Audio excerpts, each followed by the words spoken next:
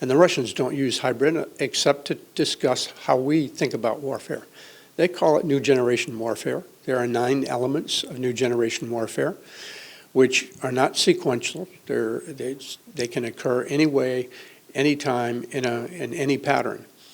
It's like tools in a toolbox, and they bring out whatever tool is appropriate to the moment.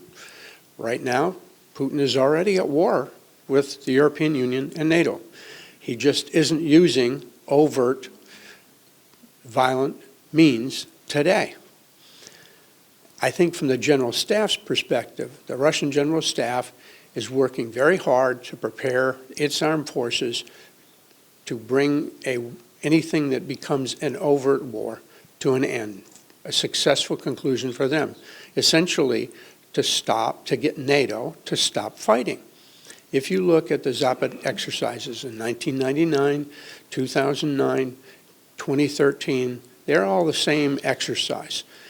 There are different elements which reflect, I would say, the evolving Russian impression of the determination of NATO states to resist.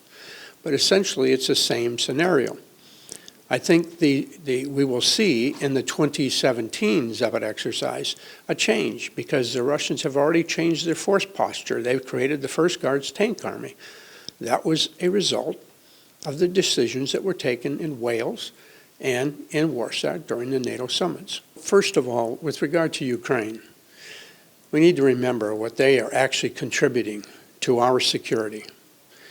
When Russia first attacked Ukraine, Ukraine was able to produce about 10 battalion tactical groups. Today, they have 66 battalion tactical groups led by very competent officers, equipped rather well now. So Ukraine actually is being the shield for Europe. They are containing Russia. If one turns to Belarus, one would have to argue that Belarus is probably like a dagger pointed at the heart of Poland. I think we need to give some very careful thought to how we deal with Mr. Lukashenko. He may not be our choice as a Democrat, but right now, a sovereign and independent Belarus serves NATO and European security interests. We should do everything we can to support an independent, sovereign Belarus. Putin usually tries to do whatever it is he wants, and right now Mr. Lukashenko is not cooperating with Mr. Putin. The Russians announced their plans for Zapad 2017, which will be supposed to take place in September, and they hadn't even coordinated them with Belarus.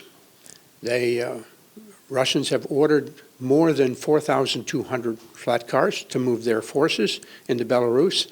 That news came as a surprise to the Belarus Defense Ministry. So, I think that there is a strong possibility that we could have the next crisis in Europe in Belarus this year. I'm not predicting that. I'm just saying that we should be prepared for that in advance and do everything we can to deter aggression against Belarus. Well, first thing, Russia is putting tremendous economic pressure on Belarus. And so we could take actions, for example, in the way of energy, et cetera, and do whatever we can to relieve some of the pressure that Russia is putting on Belarus. I think that would be one immediate step. I would also like to see very strong economic sanctions agreed to between the European Union and the United States with a triggering mechanism. Russia invades Belarus, they automatically come into effect. And they should be ones that do not require renewal, that those sanctions will take place and remain in place until Russia withdraws from Belarus. So it should be, that kind of a mechanism could be put in place, which would have a very strong deterrent effect in terms of Russian intervention in Belarus.